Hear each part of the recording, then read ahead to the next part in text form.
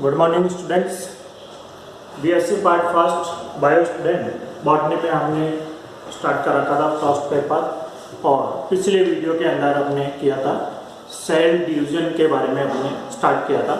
और cell division के अंदर मैंने आप लोगों को सेल साइकिल जो भाग है वो हमने डिस्कस किया था, यानी उसके अंदर उसको हमने डिवाइड किया था इंटरफेस और जो माइटोसिस जो डिवीजन है उसके जो स्टेजेस हैं उनके बारे में। आज अपन बात कर रहे हैं सेल डिवीजन का जो माइटोटिक जो फेज है, उस माइटोटिक फेज के अंदर कौन कौन सी स्टेज उसके अंदर प्रेजेंट होती हैं और किस प्रकार से उनके अंदर जो क्रोमोसोम्स हैं उनमें चेंज आते हैं, या सेल का जो पार्ट है उसके अंदर क्या क्या चेंजेस जो है उसके अंदर आते हैं। इसमें सेल डिवीजन के अंदर पहले मैंने आपको बताया था कि सेल डिवीजन को हम तीन पार्ट्स के अंदर या तीन भागों के अंदर हम इसको डिवाइड करते हैं। इसके जो टाइप्स हैं, एक मैंने आपको बताया था ए माइटोसिस,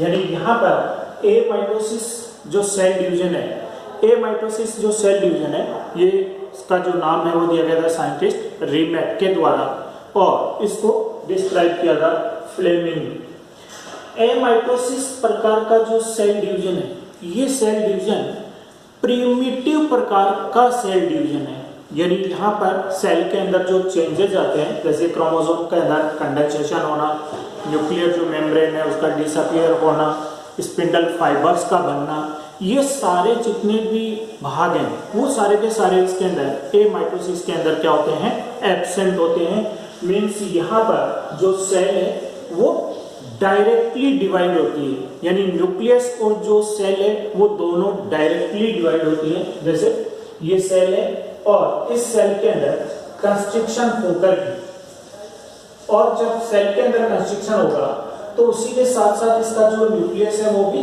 डबल शेप्ड हो जाता है और ये सेल अल्टीमेटली दो भागों के अंदर क्या हो जाती है, डिवाइड हो जाती है।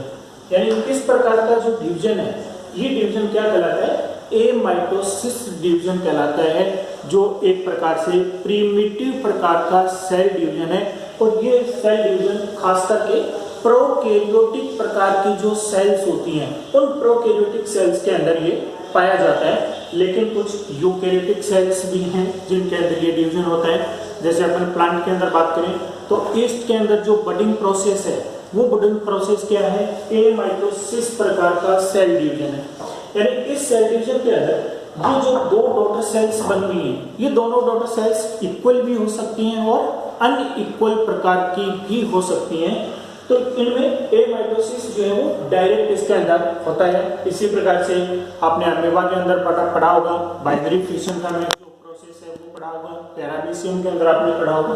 तो ये मुख्य रूप से तो जो प्रोकैरियोटिक प्रकार की सेल्स हैं उनके अंदर पाया जाता है, लेकिन इसके साथ साथ कुछ जो यूकैरियोटिक प्रकार की सेल्स हैं उन यूकैरियोटिक प्रकार की सेल्स के अंदर भी कौन सा डिवीजन पाया जाता है, ए माइटोसिस डिवीजन जो है वो इनके अंदर पाया जाता है। अब इसमें नेक्स्ट हम बात करें डिवीजन माइटोसिस जो सेल डिवीजन है वो इनके अंदर सेल्स के अंदर इस प्रकार से होता है। तो माइटोसिस जो सेल डिवीजन है, इस माइटोसिस सेल डिवीजन को साइंटिस्ट फ्लेमिंग के द्वारा इसको एक्सप्लेन किया गया था। और ये जो पूरा जो प्रोसेस है, माइटोसिस जो सेल डिवीजन का प्रोसेस है, इस पूरे प्रोसेस को हम चार पार्ट्स के अंदर इसको हम डिवाइड करते हैं। यानी डिफरेंट जो इसकी स्टेजेस हैं उन स्टेजेस के अंदर स्टूडेंट्स आपने पढ़ा है कौन सी, प्रोफेज, फिर इसके अंदर कौन सी स्टेज आती है, मेटाफेज, और इसके बाद में anaphase stage, and then telophase. ये 4 स्टेजेस जो है वो इस कंप्लीट डिवीजन के अंदर प्रेजेंट होती है। मीन्स ये जो 4 स्टेजेस हैं, इन चारों स्टेजेस के अंदर सेल के अंदर जो ड्रास्टिकल जो चेंजेस आते हैं या जो क्रोमोसोम में उनके अंदर जो चेंजेस आते हैं, वो चेंजेस इनके अंदर कौन सी स्टेज के अंदर किस प्रकार के चेंजेस जो है वो इनके अंदर पाए जाते हैं। तो हमने जो इंटरफेज स्टेज पढ़ी थी, तो उस इंटरफेज स्टेज के अंदर हमने देखा था, एक हमने देखी एस फेज और एक हमने देखा था G2 जो फेज है। तो इसमें स्टूडेंट आप देखिए कि जो एस फेज जिसको हमने सिंथेटिक फेज कहा था, मीन्स उसके अंदर डीएनए का सिंथेसिस होता है और एक जो सिंगल क्रोमेटिड है वो अपने दूसरे क्रोमेटिड का फॉर्मेशन करके एक कंप्लीट क्रोमोसोम जो है वो उसके अंदर बन जाता है। G2 जो उसकी फेज है, जो ग्रोथ फेज है G2, उसके अंदर सेल अपने बाकी जितने भी सेल ऑर्गेनेल्स हैं उनका डेवलपमेंट हो जाता है और सेल डिवाइड कब होती है, ये हमने देखा था। कौन सा, जो न्यूक्लियोप्लाज्मिक जो इंडेक्स वाली जो बात हमने की थी, जिसके अंदर न्यूक्लियस स्पाइट और साइटोप्लाज्म, इनका जो रेशियो है वो अगर डिस्टर्ब होता है तो सेल जो है वो क्या होती है, डिवाइड होती है। तो इनमें G2 फेज जैसे ही कंप्लीट होती है उसके तुरंत बाद जो है नेक्स्ट इसके अंदर कौन सा भाग स्टार्ट हो जाता है, प्रोफेज, मेटाफेज, एनाफेज और टेलोफेज जो अवस्थाएं हैं वो इनके अंदर क्या हो जाती हैं, स्टार्ट हो जाती हैं। अब इनमें आप देखिए प्रोफेज जो स्टेज है, ये प्रोफेज स्टेज इस सेल डिवीजन की सबसे लॉन्गेस्ट फेज है, सबसे लंबी अवस्था जो है वो कौन सी है, प्रोफेज है। इसमें स्टूडेंट हम जानते हैं, मैं यहाँ पर केवल न्यूक्लियस का डायग्राम बना रहा हूं। अब देखिए क्या चेंज जो है वो इनके अंदर आते हैं। तो प्रोफेज के अंदर जो अर्ली प्रोफेज है, तो अर्ली प्रोफेज जो स्टेज होती है, उस अर्ली प्रोफेज स्टेज के अंदर हम देखते हैं कि न्यूक्लियस के अंदर जो क्रोमोसोम्स हैं, ये क्रोमोसोम्स किस फॉर्म के अंदर प्रेजेंट हैं, क्रोमेटिन नेट के रूप में प्रेजेंट है। ये इसका न्यूक्लियोलस भाग है, ये न्यूक्लियोप्लाज्म भाग हो गया और ये इसके अंदर क्या प्रेजेंट है, क्रोमेटिन नेट प्रेजेंट है, यानी जो क्रोमोसोम्स हैं वो थ्रेड लाइक स्ट्रक्चर के रूप में प्रेजेंट होते हैं। ये कौन सी स्टेज है, अर्ली प्रोफेज, यानी प्रोफेज की जो शुरुआती अवस्था है, उस शुरुआती अवस्था के अंदर न्यूक्लियस की ये वाली कंडीशन जो है वो उसके अंदर प्रेजेंट होती है। लेकिन जैसे जैसे ये स्टेज आगे की तरफ बढ़ती है तब इसके अंदर जो चेंजेस आते हैं, वो चेंजेस इसके अंदर क्या आते हैं कि यहाँ पर पहला जो काम है वो है जो न्यूक्लियर मेम्ब्रेन है, वो न्यूक्लियर मेम्ब्रेन डिसअपियर होना स्टार्ट हो जाती है। यानी जो न्यूक्लियर मेम्ब्रेन है वो लगभग डिसअपियर होना स्टार्ट हो जाती है। यहाँ पर जो क्रोमेटिन नेट यानी क्रोमोसोम्स जो थ्रेड लाइक स्ट्रक्चर के रूप में प्रेजेंट है, उनका कंडेंसेशन होता है और ये भाग यहाँ पर हमें किस फॉर्म के अंदर, क्रोमोसोम्स के रूप में ये हमें नजर आता है। यानी यहाँ पर आप देखेंगे कि कौन सा भाग हो गया, क्रोमोसोम्स के रूप में ये कन्वर्ट होने स्टार्ट हो जाते हैं। न्यूक्लियोलस है वो भी यहाँ पर क्या है, डिसअपियर होना स्टार्ट हो जाती है। तो प्रोफेज जैसे ही एंडिंग अवस्था में आती है उसी के साथ न्यूक्लियर मेम्ब्रेन जो है वो लगभग डिसअपियर हो जाती है। न्यूक्लियोलस है वो भी डिसअपियर हो जाता है। गोल्गी अपरेटस है उनका भी ब्रेकडाउन हो जाता है। एंडोप्लाज्मिक रेटिकुलम है उसका भी ब्रेकडाउन हो जाता है। यानी सेल को यदि हम इस स्टेज के अंदर यदि हम देख रहे हैं तो उनके अंदर हमें ये चीजें नजर नहीं आती हैं। केवल न्यूक्लियर मेम्ब्रेन है वो भी लगभग यहाँ पर डिसअपियर कंडीशन के अंदर प्रेजेंट होती है। अब इस भाग के अंदर ये जो कंडीशन यहाँ पर डेवलप हुई तो मुख्य जो चेंज है वो क्या हो गए, कंडेंसेशन का प्रोसेस हो गया, न्यूक्लियर मेम्ब्रेन डिसअपियर हो गई, न्यूक्लियोलस जो भाग है वो डिसअपियर हो गया, क्रोमोसोम्स जो है वो कंडेंसेशन की वजह से थिक फॉर्म के अंदर या मोटे रूप के अंदर हमें ये नजर आने लगते हैं। अब जैसे ही प्रोफेज स्टेज खत्म होती है उसके बाद में जो मेटाफेज स्टेज आती है, तो मेटाफेज स्टेज के अंदर स्टूडेंट आप देखिए कि ये जो सेल है बाहर की तरफ, चूंकि अपन बात कर रहे हैं बॉटनी के अंदर यानी प्लांट सेल की, तो बाहर की तरफ सेल वॉल प्रेजेंट है, इसके नीचे सेल मेम्ब्रेन जो भाग है वो प्रेजेंट है या प्लाज्मा मेम्ब्रेन जो है वो प्रेजेंट है।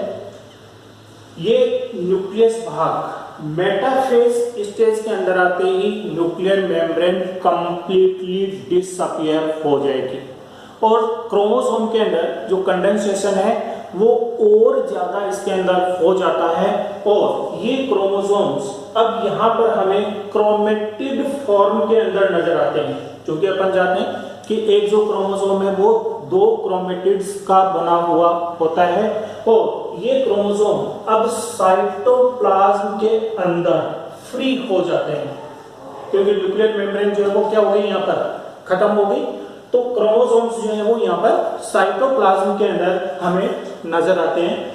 इस मेटाफेज स्टेज के अंदर मुख्य जो भाग है इसके अंदर वो क्या है यहाँ पर कि जो क्रोमोसोम्स है ये क्रोमोसोम्स इस मेटाफेजिक प्लेट के ऊपर, मेटाफेजिक प्लेट का मतलब है कि इनके अंदर यहाँ पर हम देखते हैं कि जो साइटोप्लाज्म है उस साइटोप्लाज्म के अंदर पाई जाने वाली जो प्रोटीन भाग है वो प्रोटीन भाग यहाँ पर क्या होता है डिपॉजिट होने लगता है और ये क्रोमोसोम्स यहाँ पर किस रूप में इस प्रकार से ये हमें नजर आने लगते हैं।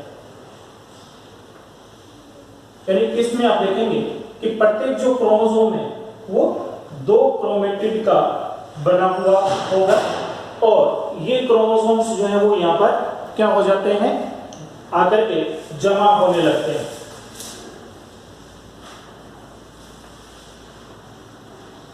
इस प्रकार से आप देखिए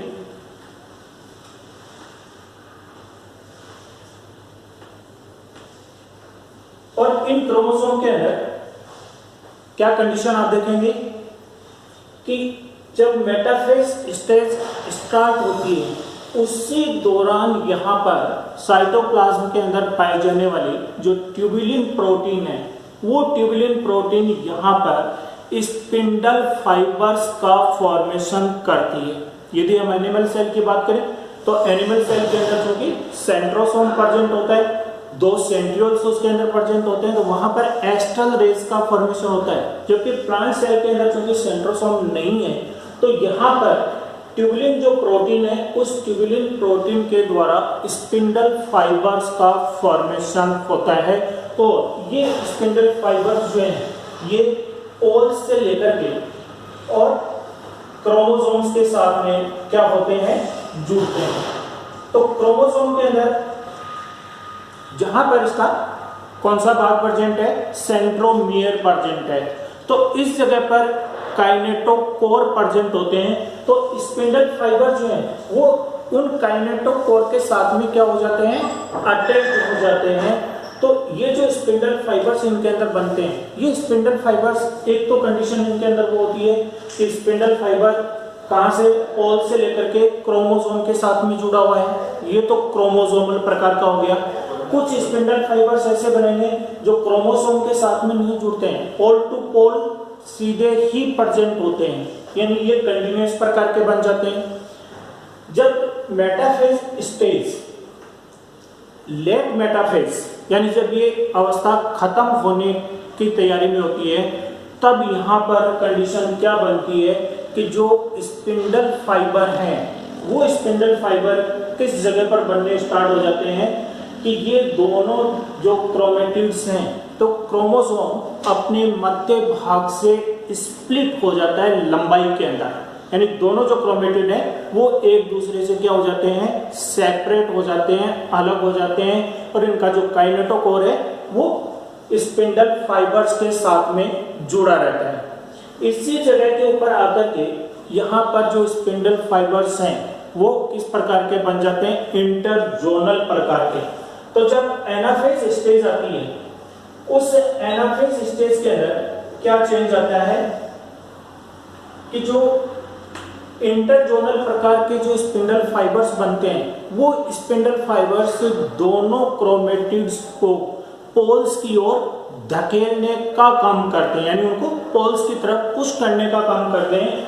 तो इस अवस्था में आकर के आप देखेंगे कि जो क्रोमोसोम है उनके दोनों जो क्रोमेटिड्स हैं वो क्या हो गए अलग हो गए। इनके बीच में यहाँ पर स्पिंडल फाइबर्स इंटरजोनल जो बनते हैं वो क्या करेंगे क्रोमेटिड्स को पोल्स की तरफ पुश करने का या धकेलने का जो काम है वो इनके द्वारा किया जाएगा। इसके साथ साथ पोल से लेकर के जो स्पिंडल फाइबर काइनेटोकोर तक जुड़े हुए हैं, इनके अंदर क्या होता है, कंस्ट्रक्शन होता है, जिसकी वजह से ये क्रोमेटिड्स को पोल्स की ओर पुल करने का काम करते हैं। ये फाइबर्स पुश करने का काम करेंगे और ये इनको पुल करने का काम करते हैं, उनको खींचने का काम करते हैं। तो यहाँ पर स्टूडेंट देखिए कि हमने जो क्रोमोसोम यहाँ पर बनाए हैं वो 4 क्रोमोसोम्स जो है वो हमने यहाँ पर बनाए हैं। तो यहाँ आप देखिए इस प्रकार से ये जो भाग है इनके अंदर इस प्रकार की कंडीशन बन जाएगी।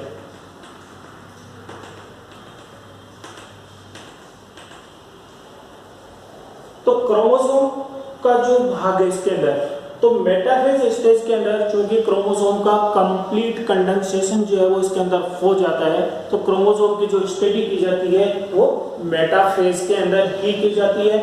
एनाफेज के अंदर जो क्रोमोसोम है उनका जो आकार है, उनकी जो शेप है, वो मैंने आपको बताया था किस किस प्रकार की इनके अंदर बनती है, वो हमें यहाँ पर नजर आएगी, क्योंकि वो डिपेंड करती है कि क्रोमोसोम्स की जो आर्म्स हैं उन आर्म्स का रेशियो क्या है, अनुपात क्या है, या सेंट्रोमियर की जो पोजीशन है वो कहाँ पर प्रेजेंट है, उसके बेसिस पर ये हमने देखा था कौन कौन से मेटासेंट्रिक, सब मेटासेंट्रिक, टीलोसेंट्रिक, एक्रोसेंट्रिक। तो ये जो कंडीशन है वो यहाँ पर हमें नजर आती है।